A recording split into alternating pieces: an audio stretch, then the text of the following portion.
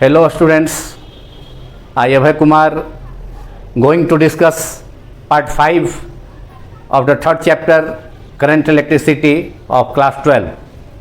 The topics to be discussed are ohmic and non-ohmic materials and then followed by limitations or failures of Ohm's law. In the last part, that is part 4 of this chapter, I have dealt with temperature dependence of resistivity and resistance.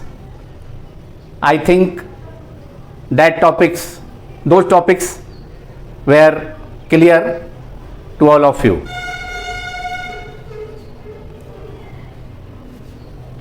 Starting from the first topic of this part 5, ohmic and non-ohmic materials. First of all, ohmic materials. Ohmic materials, those materials or circuit elements which strictly follow Ohm's law are called ohmic materials और ohmic conductors और ohmic circuit elements. वैसे material जो Ohm's law को 100% follow करता है उसको ohmic material कहा जाता है. ओम्स लॉ इज फॉलो होता है. ओम्स लॉ मीन्स फॉलो का मतलब Ohm's law is I vary as भी current passing through a conductor is directly proportional to potential difference across two ends of the conductor. That is V by I, the ratio of voltage potential difference by current is constant. तो ohmic conductor में potential difference और current का जो ratio होता है ohmic conductor, उसमें दोनों का पोटेंशियल डिफरेंस और करंट का रेशियो कांस्टेंट होता है. मतलब पोटेंशियल डिफरेंस चेंज करेंगे तो करंट उसी रेशियो में चेंज करेगा, तो दोनों का रेशियो कांस्टेंट होगा. मतलब अगर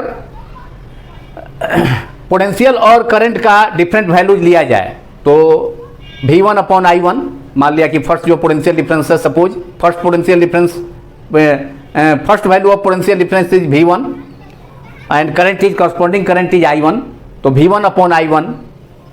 if potential difference is change to V2 and current changes to I2, तो V1 by I1, V2 upon I2, V3 upon I3, V4 upon I4. तो सभी का जो कांस्टेंट वैल्यू होगा, मैं different value of voltages and different value of currents, उसका ratio का जो वैल्यू होगा वह सेम होगा. कांस्टेंट का मतलब यही हुआ. और इसका जो एग्जांपल्स है ओमिक कंडक्टर्स का, जितना भी metals, all metals that is silver, copper, aluminium, iron etc are the examples of ohmic materials और ohmic conductors. All metals. Silver is the best conductor of electricity followed by copper, aluminium, iron etc.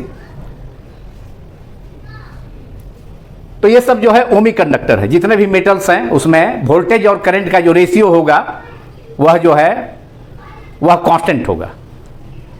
तो इसका जो resistance होगा, ohmic conductor materials का जो resistance होगा, उसका resistance जो है ओमिक कंडक्टर का रेजिस्टेंस वह चेंज नहीं करेगा, क्योंकि V बाई I का जो रेशियो कांस्टेंट है. और V बाई I का जो रेशियो होता है वह कांस्टेंट होता है. And that proportionality constant is called resistance of the conductor. That means V by I is equal to R, capital R. That is V is equal to IR, which is the mathematical form of Ohm's law. तो ohmic conductors का जो resistance होता है उसको हम linear resistance कहते हैं, because resistance is constant, so it is called linear resistance. और VI graph of A ohmic material is a straight line which is passing through the origin. This is passing through the origin. That means current changes directly proportional to the applied potential difference. Applied potential difference जिस proportion में होगा उसी अनुपात में, उसी ratio में जो है करंट भी जो है उसी अनुपात में, अगर उसी रेशियो में अगर वोल्टेज में पोटेंशियल डिफरेंस बढ़ाएंगे तो करंट भी बढ़ेगा, उसी रेशियो में बढ़ेगा. इसलिए ये लीनियर लाइन है। अब यहां पर जो है V का वैल्यू डिफरेंट वैल्यू लेंगे तो उसके लिए कॉरस्पॉन्डिंग करंट होगा V1 I1 V2 I2। यहां पर जो है लाइन पर बहुत सारा जो है यहाँ पर V1 अलग अलग वोल्टेज होगा, ये करंट हो गया, उसके कॉरस्पॉन्डिंग करंट होगा। यहाँ पर एक और पॉइंट लेंगे तो ये जो है वोल्टेज पोटेंशियल अब बढ़ाएंगे पोटेंशियल डिफरेंस, तो ये V2 हो जाएगा और इसके कॉरस्पॉन्डिंग जो है करंट ये हो जाएगा, करंट हो जाएगा। तो ये सबका जो रेशियो लेंगे डिफरेंट पोजीशन में पोटेंशियल डिफरेंस और इंक्रीज करेंगे तो करंट भी उसी रेशियो में इंक्रीज करेगा। तो suppose that potential difference is V3 and current is I3, तो उसका जो है उस सिचुएशन में जो है V3 अपॉन I3 उसका रेशियो भी कांस्टेंट होगा। तो इसी ढंग से सिमिलरली पोटेंशियल डिफरेंस का वैल्यू बढ़ाते जाएंगे तो कॉरस्पॉन्डिंग करंट का भी वैल्यू बढ़ते जाएगा। तो जो रेशियो आएगा V1 upon I1 V2 upon I3 V3 upon I3 V4 upon I4 वह सब कांस्टेंट होगा। तो ये हो गया ओमिक कंडक्टर जिसका VI ग्राफ जो है और IV ग्राफ वह स्ट्रेट लाइन होगा which is passing through the origin, that is I varies at V at constant temperature and pressure, it is called Ohm's law, this is Ohm's law. तो IV graph of a ohmic material is a straight line passing through the origin. So this is the ohmic materials which strictly follows Ohm's law, which strictly obey Ohm's law are called ohmic materials.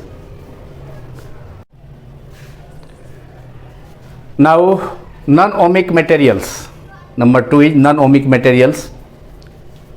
Non-ohmic material means those materials or circuit elements which do not follow Ohm's law. That is V by ratio of V, potential difference V and I is not constant.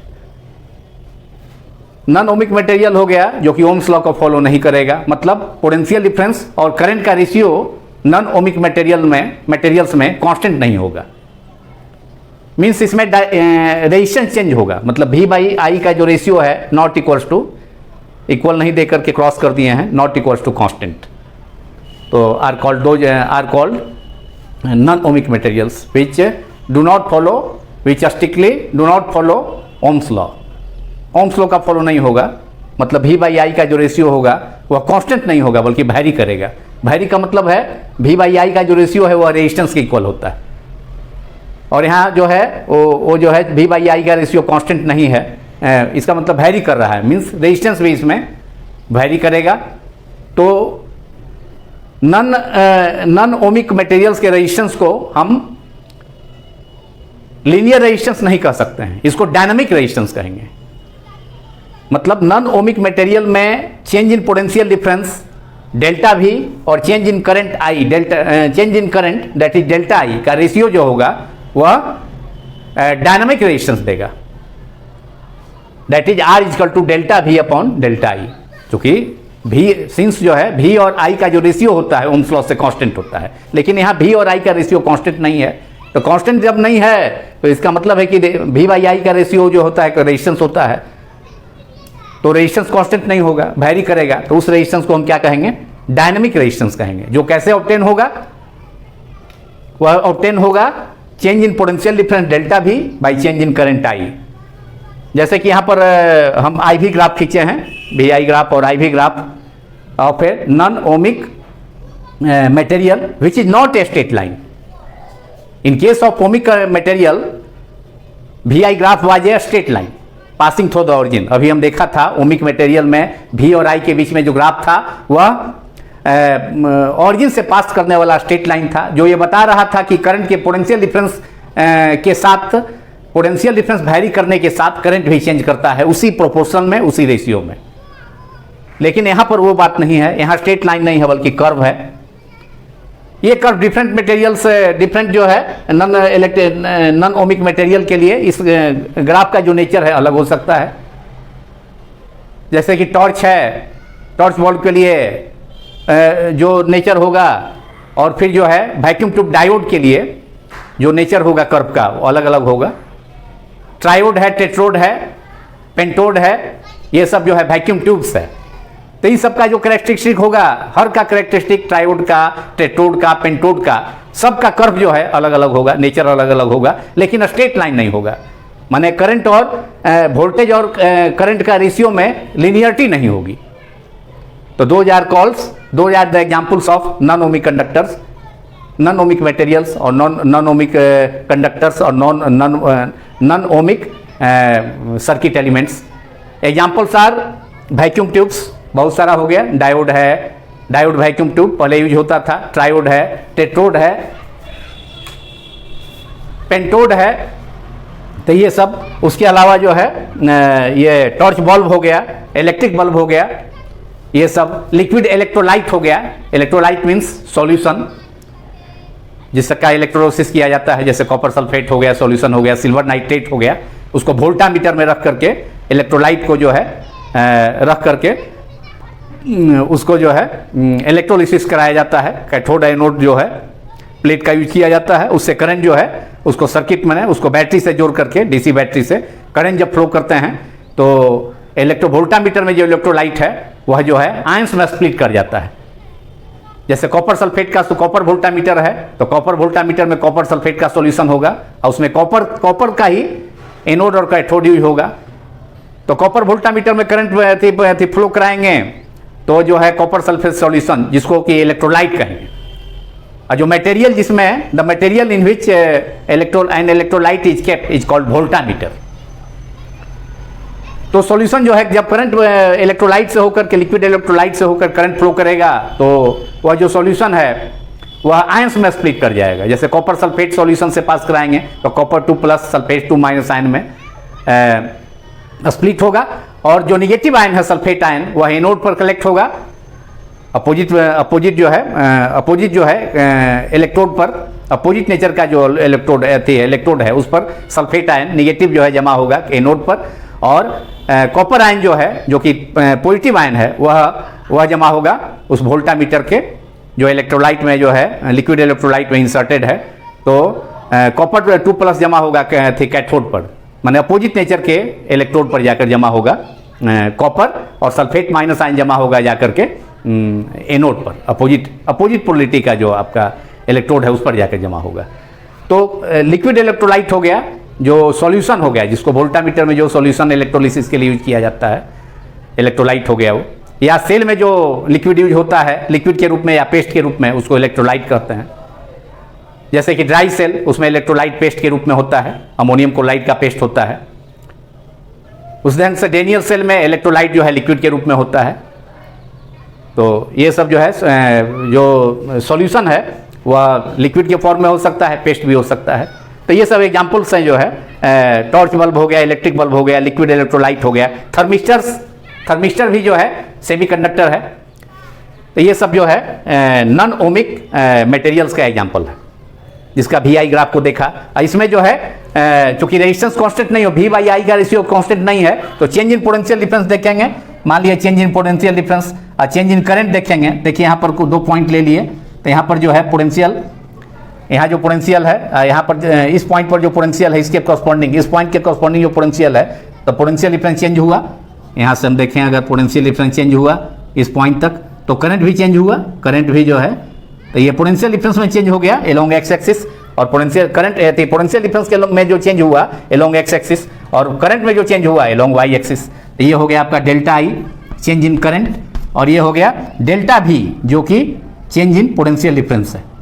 तो दोनों का जो ratio लेंगे delta V upon delta I, वह जो है dynamic resistance होगा। Dynamic का मतलब जो चेंज कर रहा है, और ओमिक मटेरियल में जो रेजिस्टेंस था वह लीनियर रेजिस्टेंस था, और यहाँ डायनेमिक रेजिस्टेंस हो गया जो कि delta V change in potential difference by change in current से मिलेगा। तो ये हो गया आपका नॉन ओमिक मटेरियल्स, जो कि जिसके बारे में हमने डिस्कस किया। अब देखेंगे लिमिटेशंस, इसके अब दूसरे पार्ट में, इस वीडियो के जो कि पार्ट 5 का है, इसके दूसरे पार्ट में लिमिटेशंस ऑफ ओम्स लॉ के बारे में देखेंगे। ओम्स लॉ में तो V/I का रेशियो जो है हमेशा कांस्टेंट होता है, लेकिन ओम्स लॉ जो है कोई फंडामेंटल लॉ नहीं है। ओम्स लॉ जो है ये सर्टेन कंडीशन पर जो है, सर्टेन कंडीशन फुलफिल होगा तब ये जो है होल्ड करेगा। सर्टेन कंडीशन का मतलब जैसे कि टेम्परेचर है, प्रेशर है, तो ये सब चीज जो है ये सब अगर कांस्टेंट रहेगा तो ये फॉलो करेगा, अदरवाइज फॉलो नहीं करेगा। मतलब V बाई आई का जो रेशियो है वो कांस्टेंट नहीं भी हो सकता है। तो ये डिपेंड करेगा ये डिपेंड करेगा सर्किट के प्रॉपर्टीज पर, सर्किट एलिमेंट्स के प्रॉपर्टीज पर। इसका प्रॉपर्टीज हो सकता है जिसमें कि आप देख सकते हैं कि वोल्टेज जो है करंट के अकॉर्डिंग जो है करंट के साथ लीनियरली चेंज नहीं करेगा। फर्स्ट प्रॉपर्टी हो सकता है जिसका हम ग्राफिकल ग्राफ से उसका आई भी ग्राफ को हम दिखा सकते हैं, बी आई ग्राफ को। इस प्रॉपर्टी को फॉलो करने वाला करंट एलिमेंट ऐसा होगा जिसमें या सर्किट ऐसा होगा जिसमें वोल्टेज जो है पोटेंशियल डिफरेंस करंट के साथ लीनियरली चेंज ना करे। दूसरा प्रॉपर्टी ऐसा हो सकता है सर्किट एलिमेंट जो कि जिसमें कि पोटेंशियल ये करंट में चेंज जो होगा वह पोटेंशियल डिफरेंस पर डिपेंड करेगा, पोटेंशियल पर डिपेंड करेगा, अप्लाइड पोटेंशियल पर कि पोटेंशियल पॉजिटिव है या निगेटिव है, जैसा कि सेमीकंडक्टर डायोड में होगा, पी जंक्शन डायोड में हो सकता है। तीसरा प्रॉपर्टी हो सकता है कि सर्किट एलिमेंट का वह प्रॉपर्टी हो सकता है थर्ड, जिसमें कि एक सर्टेन करंट के लिए एक सर्टेन करंट के लिए या सेम करंट के लिए पोटेंशियल का अलग अलग वैल्यू हो, जैसा कि गैलियम आर्सेनाइड में हो सकता है। गैलियम आर्सेनाइड में जो कि सेमीकंडक्टर है, कंपाउंड सेमीकंडक्टर है, जो कि गैलियन और आर्सेनिक से मिलकर कम्बिनेशन से जो है फॉर्म हुआ है, उसमें देख सकते हैं। चौथा सर्किट एलिमेंट हो सकता है सर्किट एलिमेंट का प्रॉपर्टी, या सर्किट एलिमेंट ऐसा हो सकता है या सर्किट का ऐसा प्रॉपर्टी हो सकता है जिसमें कि करंट बढ़ाएं, करंट इंक्रीज करें और पोटेंशियल डिफरेंस डिक्रीज करें। ऐसा भी हो सकता है, ऐसा भी केस हो सकता है। चौथा प्रॉपर्टी हो सकता है या चौथा सर्किट ऐसा हो सकता है, सर्किट एलिमेंट ऐसा हो सकता है जिसमें करंट इंक्रीज करे और पोटेंशियल डिफरेंस जो है डिक्रीज करे। तो ऐसा थायरिस्टर्स में हो सकता है। तो ये सब जो है उसमें जो है ये सब जो एग्जाम्पल लिए तो इस सब में नॉन लीनियरिटी है। इसमें जो है पोटेंशियल डिफरेंस और करंट का जो रेशियो है वो कांस्टेंट नहीं होगा। तो कहने का मतलब है कि ओमिक जो मटेरियल्स होगा या कंडक्टर होगा वह ओम्स लॉ फॉलो करेगा, और नॉन ओमिक जो मटेरियल है वो ओम्स लॉ फॉलो नहीं करेगा, जैसे कि आपका वैक्यूम ट्यूब्स हो गया, ट्रांजिस्टर्स सेमीकंडक्टर मटेरियल्स हो गया, सेमीकंडक्टर डायोड्स हो गया, ट्रांजिस्टर्स हो गया, NPN PNP, these are the transistors. तो ये सब जो है नॉन लीनियर जो है, ये सब नॉन लीनियर एलिमेंट्स हो गया, जिसमें कि वोल्टेज और पोटेंशियल डिफरेंस करंट का रेशियो कांस्टेंट नहीं होता है। तब हम देखते हैं उसके बारे में हमने बताया डिटेल में, जिसमें कि सर्किट एलिमेंट का प्रॉपर्टी के बारे में कि कैसा सर्किट हो सकता है, जिसमें 4 टाइप का हमने जिक्र किया। अब चारों को डायग्राम से हम शो करेंगे, उसको जो है देखते हैं।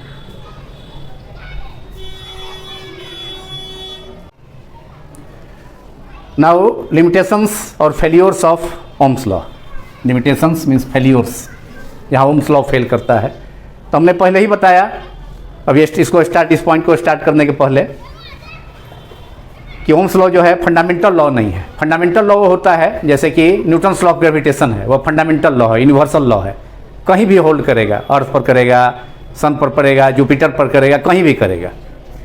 तो यूनिवर्सल लॉ है। ये जो है ओम्स लॉ सर्टेन कंडीशंस पर ये डिपेंड है, कांस्टेंट टेम्परेचर हो, प्रेशर हो, ह्यूमिडिटी हो, कांस्टेंट हो, उस पर डिपेंड करेगा। तो ये ओम्स लॉ फंडामेंटल लॉ नहीं है। तो ये सर्टेन कंडीशन पर ये फुलफिल होता है, फॉलो होता है। सो इन बहुत सारे केसेस में, so in many cases the relation between voltage V and current I is different from Ohm's law, that is Ohm's law is V by I equal to R। Ohm's law है potential difference current का ratio constant होता है। तो बहुत सारे cases में, बहुत सारे सर्किट्स में, एलिमेंट्स में ये जो है, ये जो लिनियरिटी है, ये जो रिलेशनशिप है V और I का जो रेशियो है कांस्टेंट होना, दैट इज ओम्स लॉ, वह डिफर कर सकता है। मतलब वह डिफर कर सकता है, चेंज कर सकता है। हमेशा V और I का रेशियो कांस्टेंट ही नहीं होगा, वो चेंज कर सकता है। So Ohm's law is not obeyed in the following cases. जैसे पहले भी हमने बताया कि सर्किट एलिमेंट्स का प्रॉपर्टी हो सकता है, एक से अधिक प्रॉपर्टी हो सकता है। पहले बताया जिसमें कि वोल्टेज जो है करंट के साथ जो है लीनियरली चेंज ना करे, तो ऐसा सर तब होगा, वह पहला केस होगा। Ohm's law is not obeyed when temperature of a conductor increases largely. अगर किसी कंडक्टर के टेम्परेचर को बढ़ाएंगे तो वहाँ पर ओम्स लॉ जो है ओबे नहीं होगा, फॉलो नहीं करेगा। दैट इज द सर्किट, वैसा सर्किट जिसमें, उस सर्किट में क्या होगा, that is the circuit in which V depends on I non linearly. मतलब करंट के एक वैल्यू के लिए वोल्टेज का एक से अधिक वैल्यू होगा, तो इसलिए उस सिचुएशन में वोल्टेज जो है करंट पर लिनियरली नहीं होगा, लिनियरली डिपेंड नहीं करेगा, मतलब I not proportional to V। तो ऐसा सर्किट हो सकता है। पहला कब होगा वैसा सिचुएशन, जब टेम्परेचर काफ़ी कंडक्टर का काफ़ी लार्ज कर दिया जाए, उस सिचुएशन में ऐसा होगा कि ओम्स लॉ जो है इज नॉट ओबेड। टेम्परेचर क्यों होगा ऐसा सॉरी टेम्परेचर इंक्रीज करता है, तो आप जानते हैं कि टेम्परेचर इंक्रीज करने से, हमने बताया था लास्ट टॉपिक में, टेम्परेचर लास्ट पार्ट में, पार्ट 4 में, कि temperature dependence on resistance and resistivity. Temperature बढ़ाएंगे तो कंडक्टर का रेजिस्टेंस भी बढ़ता है, रेजिस्टिविटी भी बढ़ता है, इंक्रीज करता है। तो कहने का मतलब उस सिचुएशन में जब रेजिस्टेंस बढ़ जाएगा तो Ohm's law is V/I equal to constant, तो कांस्टेंट कहाँ रह पाएगा, R चेंज कर गया, इंक्रीज कर गया।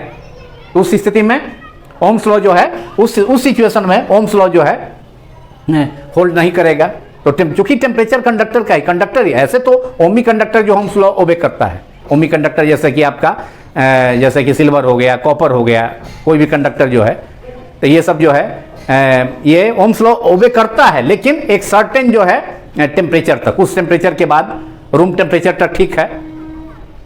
रूम टेम्परेचर मीन्स जो है 25 to 30 डिग्री के बीच में है तो ठीक है, लेकिन टेम्परेचर उससे ज़्यादा इंक्रीज करता है, उस सिचुएशन में जो है काफ़ी टेम्परेचर ज़्यादा इंक्रीज उसी कंडक्टर का कराएंगे, तो वहाँ पर V/I का रेशियो कांस्टेंट नहीं होगा, बल्कि वो चेंज होगा, और चेंज होगा तो रेजिस्टेंस भी चेंज होगा।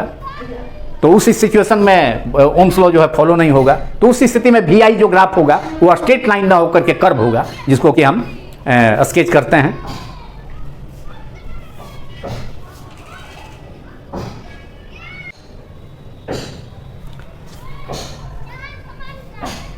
It is V/I graph of a conductor if its temperature increases largely means considerably। तब यहाँ जो वोल्टेज है I के साथ जो है लीनियर नहीं रह पाता है। लो टेम्परेचर पर, जब टेम्परेचर लो है तो Ohm's law at constant low temperature, जिसको कि डैश, ये जो है आपका लीनियर रिलेशन है, ये स्ट्रेट लाइन है पासिंग थ्रू द ओरिजिन। जब टेम्परेचर कम है तब, लो है तब, जिसको कि डॉटेड लाइन से दिखाया गया है, ये डॉटेड लाइन से, डैश लाइन से दिखाया गया है, डैश लाइन से दिखाया गया है। जब टेम्परेचर लो है तब ओम्स लॉ फॉलो कर रहा है कंडक्टर के केस में, लेकिन टेम्परेचर काफ़ी लार्ज हो जाएगा, रूम टेम्परेचर से काफ़ी ऊपर, तो उस सिचुएशन में ये जो है लीनियरिटी नहीं रह पाएगी। तब ये V का जो वैल्यू है I के साथ जो है V का वैल्यू वो चेंज कर जाएगा, और ये तब लीनियरिटी नहीं रह पाएगी, ओम्स लॉ फॉलो नहीं करेगा, और ये ग्राफ जो होगा ये कर्व हो जाएगा। तो इफ टेम्परेचर, इसको दिखाए हैं कर्व से, इफ टेम्परेचर इंक्रीजेज, तो जब टेम्परेचर इंक्रीज कर जाएगा तब ओम्स लॉ फॉलो नहीं होगा, और टेम्परेचर लो है तब जो है ये लाइन जो है स्ट्रेट लाइन है, स्ट्रेट लाइन OA हो गया, अब यहाँ OB हो गया, कर्व हो गया। जब टेम्परेचर बढ़ गया तो डेविएशन हो गया ओम्स लॉ से, मतलब V/I का रेशियो कांस्टेंट नहीं होगा। तो ये पहला प्रॉपर्टी हो गया सर्किट एलिमेंट का, वैसा कि टेम्परेचर अगर वैसा सर्किट एलिमेंट जिसमें कि पोटेंशियल डिफरेंस जो है करंट के साथ वैरी करता है नॉन लीनियरली। दूसरा सर्किट एलिमेंट हो सकता है, या दूसरी पॉसिबिलिटी हो सकता है सेमीकंडक्टर डायोड में। दूसरा सर्किट एलिमेंट हो सकता है जिसमें ये प्रॉपर्टी होगी उसका सर्किट एलिमेंट का, जिसमें कि करंट जो होगा वैरी करेगा, वह वोल्टेज के पोलरिटी पर, मतलब वोल्टेज प्लस वोल्टेज है या माइनस वोल्टेज है, उस पर डिपेंड वेरिएशन होगा, करंट चेंज करेगा। जैसे कि सेमीकंडक्टर डायोड में होता है, पीएन जंक्शन डायोड में होता है, जेनर डायोड में होता है, तो ये सब, तो ये इस केस में होगा कि वोल्टेज के अनुसार जो है करंट जो है उसमें चेंज करेगा। जेनर डायोड में तो एक कांस्टेंट वोल्टेज पर जो है, जेनर वोल्टेज पर जो है करंट जो है उल्टी डायरेक्शन, रिवर्स करंट जो है फ्लो करता है, जिसको जेनर करंट कहते हैं। फॉरवर्ड करंट तो उसमें, फॉरवर्ड वोल्टेज पर तो उसमें जो है कोई current flow, negligible current flow करता है जेनर डायोड में। लेकिन पीएन जंक्शन डायोड में जो है वोल्टेज के अनुसार, वोल्टेज की पोलरिटी पर पॉजिटिव वोल्टेज अप्लाई करेंगे तो करंट जो है एप्रेसिएबली जो है इंक्रीज करेगा, लेकिन निगेटिव वोल्टेज पर जो है निग्लिजिबल करंट फ्लो करेगा। लेकिन एक ब्रेकडाउन वोल्टेज आएगा जिस पर कि एक निगेटिव वोल्टेज का वैसा पार्टिकुलर वैल्यू जिस पर कि पी एन जंक्शन डायोड के जो बॉन्ड्स है, जंक्शन के पास जो बॉन्ड है वो ब्रेक कर जाएगा। तो उस सिचुएशन में large number of holes, electron holes pair जो है जनरेट होता है, जिसके कारण रिवर्स करंट फ्लो करता है। करंट सडनली अचानक जो है रिवर्स डायरेक्शन में फ्लो करने लगता है। तो वहाँ पर जो है फिर V और I के बीच में जो VI का जो ग्राफ है, वोल्टेज VI ग्राफ है वो स्ट्रेट लाइन ना होकर वहाँ भी कर्व होगा। तो ये सेकंड प्रॉपर्टी सर्किट एलिमेंट का हो गया, जिसमें कि अप्लाइड वोल्टेज की पोलरिटी पर जो है करंट जो है चेंज करता है। तो उसको हम सर्किट को स्केच करता है।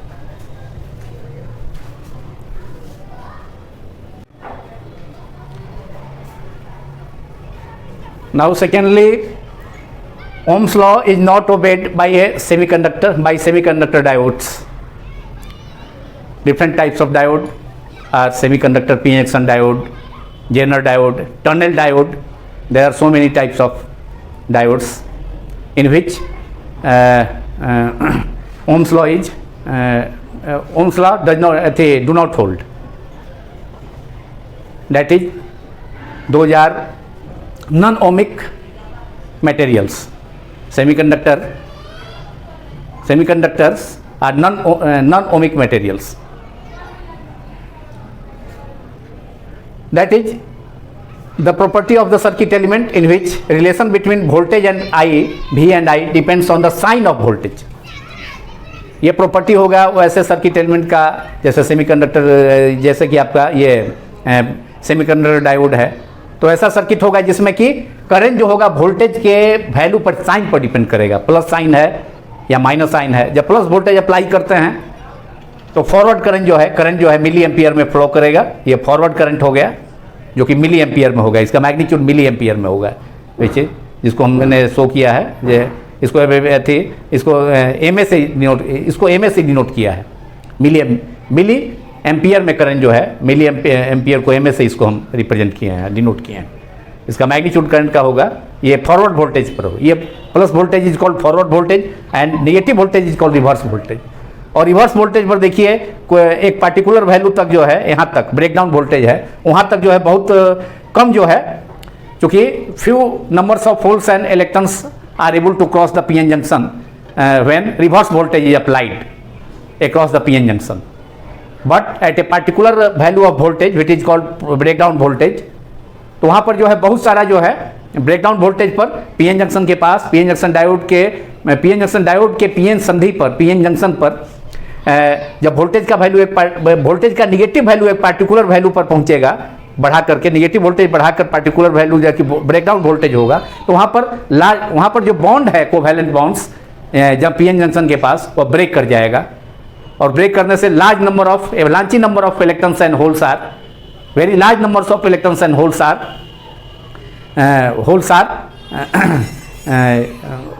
are appear, and due to which reverse current flows in the circuit, in the p-n junction diode, in the external circuit through p-n junction reverse current flows। Reverse current को यहाँ पर दिखाया गया है, इसमें large increase in current but in reverse direction. तब voltage घटाए बढ़ाए उसका कोई इफेक्ट होने वाला नहीं है। जब ब्रेकडाउन वोल्टेज ब्रेकडाउन मोड में आ जाएगा पीएन जंक्शन डायोड, तब वोल्टेज घटाइए बढ़ाइए कोई उस पर इफेक्ट पड़ने वाला नहीं है, बल्कि रिवर्स करंट आपको मिलेगा। लेकिन यहाँ तक जो है बहुत लीकेज करंट, यहाँ डॉटेड से इसको दिखाए हैं, लीकेज करंट जो है एक निगेटिव वैल्यू के, जब बढ़ाएंगे निगेटिव वैल्यू तो कुछ माने उसके एक पार्टिकुलर वैल्यू तक जो है, जब वैल्यू निगेटिव वोल्टेज कम रहेगा तो केवल लीकेज करंट फ्लो होगा, क्योंकि बहुत स्मॉल अमाउंट में चार्ज कैरियर होल्स और इलेक्ट्रॉन, चूंकि सेमीकंडक्टर में charge carriers holes and electrons दोनों होता है, तो वह पास करेगा एक दूसरे के अपोजिट रीजन में, बहुत कम पास करेगा, तो इसलिए लीकेज करंट होगा। लेकिन ब्रेकडाउन वोल्टेज पर जो है अचानक जो है बहुत इलेक्ट्रॉन होल पेयर जो है, large number of electron hole pair are produced and due to which reverse current flows in the PN junction diode. तो यहाँ भी लिनियरिटी नहीं है। वोल्टेज और करंट का देखिए ग्राफ जो है, फॉरवर्ड वोल्टेज पर भी, फॉरवर्ड बायस के केस में भी, ये फॉरवर्ड वोल्टेज को फॉरवर्ड बायसिंग कहा जाता है पीएन जंक्शन डायोड का। तो यहाँ भी जो है आपका कर्व है, लीनियर नहीं है। V और I के बीच का ग्राफ स्ट्रेट लाइन नहीं है, बल्कि कर्व है। और रिवर्स वोल्टेज में भी वही बात है, यहाँ पर भी कर्व ही मिला। तो यहाँ पर जो है ओम्स लॉ जो है होल्ड नहीं करता है पीएन जंक्शन डायोड में।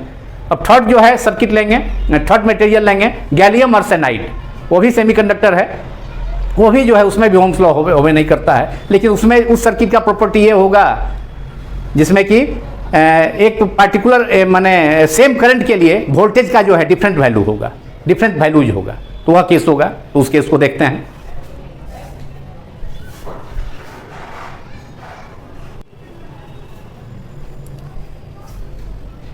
अब थर्ड पॉसिबिलिटी, थर्ड सर्किट देखते हैं जिसमें कि Ohm's law is not obeyed by a compound semiconductor gallium arsenide.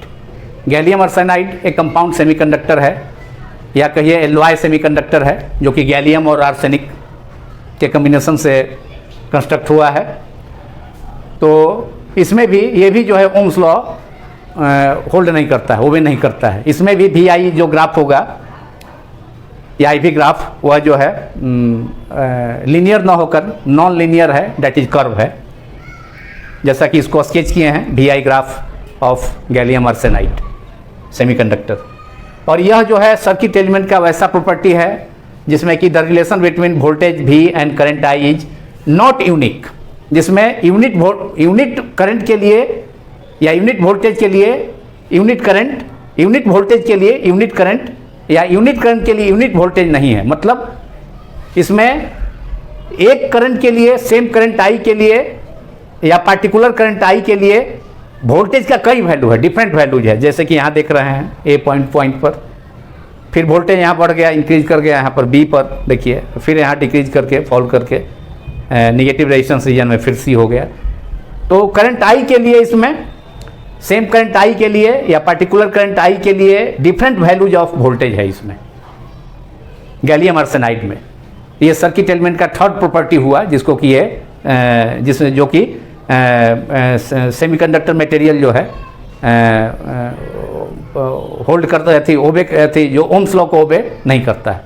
ये तीसरा प्रॉपर्टी सर्किट एलिमेंट का हुआ जिसमें कि ओम्स लॉ ओबे नहीं होता है, या थर्ड सर्किट है, ये थर्ड सर्किट हो गया जिसमें कि जो कि सेमीकंडक्टर गैलियम आर्सेनाइड है, जिसमें कि ओम्स लॉ ओबे नहीं होता है। और प्रॉपर्टी है इसमें, जो थर्ड प्रॉपर्टी इसमें होल्ड हो रहा है सर्किट एलिमेंट का, कि करंट और relation between voltage and current is not unique, मतलब एक करंट के लिए एक वोल्टेज नहीं है, यूनिट माने सिंगल करंट के लिए सिंगल वोल्टेज ना होकर सिंगल करंट आई के लिए, सेम करंट आई के लिए डिफरेंट वैल्यूज ऑफ वोल्टेजेज है, जिसको कि वी आई ग्राफ में दिखाया है। ए पर जो वोल्टेज है अलग है, बी का अलग है, यहाँ मैक्सिमम वोल्टेज हो गया शुरू में, और उसके बाद जो है नेगेटिव रेजिस्टेंस रीजन में वोल्टेज बढ़ाने पर करंट का वैल्यू करंट का वैल्यू घटता है, और करंट का मैग्नीट्यूड जो होगा मिली एम्पियर में होगा।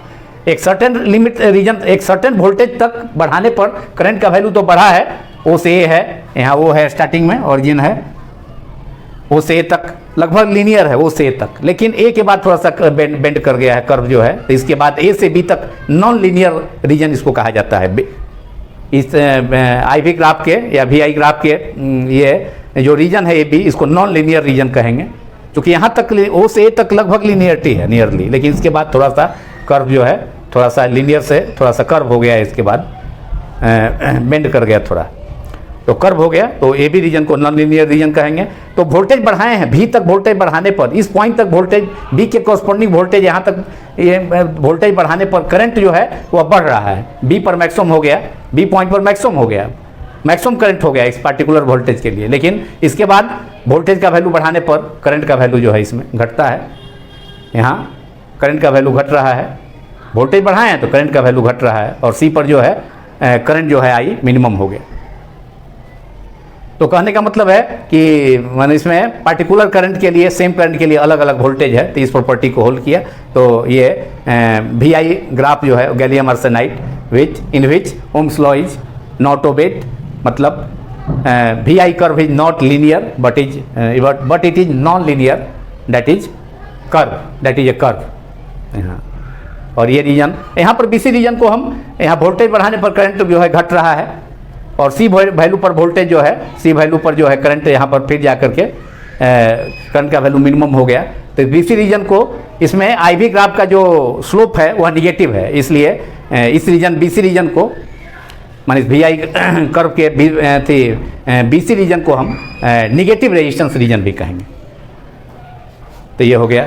एक और हो सकता है सर्किट थायरिस्टर, जिसमें कि अल्टरनेट लेयर होता है पीएन जंक्शन का, 4 alternate layers of PN junction, P type and N type semiconductor, तो 4 अल्टरनेट लेयर होता है उसमें, तो उसको थायरिस्टर कहा जाता है। तो थायरिस्टर भी जो है ओम्स लॉ को होल्ड नहीं करता है, उसमें भी ये वी ग्राफ जो होगा वह जो है नॉन लीनियर होगा, और उसमें एक पिक्यूलियर चीज़ होगा कि ये करंट बढ़ाने पर वोल्टेज का वैल्यू जो है घटेगा। तो उसमें चौथा प्रॉपर्टी हो गया, करंट एलिमेंट के सर्किट एलिमेंट का फोर्थ प्रॉपर्टी उसमें अप्लाई होगा, जिसमें कि करंट तो बढ़ेगा लेकिन वोल्टेज घटेगा थायरिस्टर के केस में। तो ही लास्ट इसका केस होगा, लास्ट सर्किट होगा, जिसको हम देखते हैं।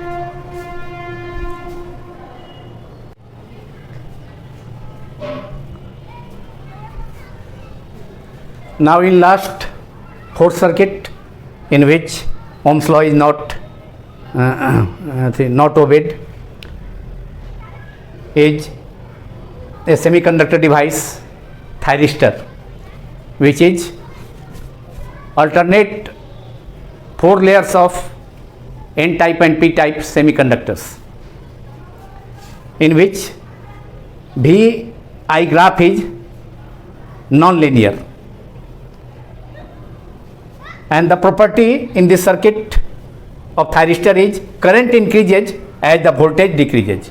यहाँ देख रहे हैं ए बी रीजन, खासकर ए बी रीजन में करंट जो है इंक्रीज किया है, करंट इंक्रीज किया है, लेकिन वोल्टेज जो है देख रहे हैं वोल्टेज बी से माने वोल्टेज डिक्रीज किया है। वोल्टेज जो है वाई एक्सिस के लॉन्ग है, करंट एक्सिस के long. As voltage decrease, B से वोल्टेज हुआ डिक्रीज किया तो करंट जो है इंक्रीज किया। ये चौथा सर्किट का थायरिस्टर के सर्किट का ये माने प्रॉपर्टी हो गया। तो चारों सर्किट में हमने देखा, चारों प्रॉपर्टी जो आपका circuit element property of circuit element है, तो सभी में जो है ये ओम्स लॉ जो है होल्ड नहीं करता है, मतलब वोल्टेज और करंट का रेशियो जो है कांस्टेंट नहीं है। तो ये इसी के साथ लिमिटेशंस और फेलियर्स ऑफ ओम्स लॉ समाप्त होता है। 4 सर्किट्स के साथ 4 जो है आपका सर्किट हमने यूज किया, या 4 थे जिसमें कि 4 प्रॉपर्टी ऑफ सर्किट एलिमेंट का यूज हुआ चारों केस में, चारों केस का हमने देखा। और अगले पार्ट 6 जो होगा उसमें हम colour code of carbon registers, अक्सर शॉर्ट क्वेश्चन में पूछता है, जैसे 2019 में पूछा था उस पर ये CBSE बोर्ड में, और स्टेट बोर्ड्स में भी पूछता है colour code of carbon registers. Bihar board में भी इस साल पूछा था शॉर्ट क्वेश्चन में। तो उस टॉपिक को भी लेकर के फिर मैं आप लोगों के बीच होऊंगा पार्ट 6 लेकर के। तो इसको आप सिंसियरली, ये सब जो टॉपिक्स है चूँकि परीक्षा नज़दीक आ रही है, तो इसको आप लोग सिंसियरली पढ़ें। और कोई if you have any problem then you can ask me on my WhatsApp. और इसके अलावा और कोई भी प्रॉब्लम हो टॉपिक से रिलेटेड, तो उसको वीडियो के यूट्यूब में आप मैंने उसको दे सकते हैं, जिससे कि आप लोगों को मैंने उस पर ध्यान दिया जाएगा, और उस पर आप लोगों को, जिससे कि उससे आप लोगों को फ़ायदा होगा स्टूडेंट्स को। और मेरा एक चीज़ है कि मैं कोशिश कर रहा हूँ कि सिलेबस को जल्दी से कवर करूँ, चूँकि परीक्षा नज़दीक आ रही है, लॉकडाउन अभी भी है। तो उस सिचुएशन में मेरा प्रयास है कि सभी टॉपिक को लेते हैं जल्दी जल्दी जो है कोर्स को जो है आगे उसको तैयार किया जाए। और इसीलिए कभी कभी किसी पार्ट में हम एक से अधिक टॉपिक भी लेकर चले हैं, जैसे आज भी था, तो खैर इससे रिलेटेड टॉपिक था, लेकिन इसके अलावा भी जो 4 पार्ट हमने किया है तो उसमें 3-4 टॉपिक एक साथ लेकर के चला है, इसलिए कि जो छोटा छोटा टॉपिक है उसको एक वीडियो में कर देने से आप लोगों को भी देखने में सुविधा होगी और जल्दी जल्दी काम भी जो है सिलेबस भी आगे बढ़ेगा। Thank you very much.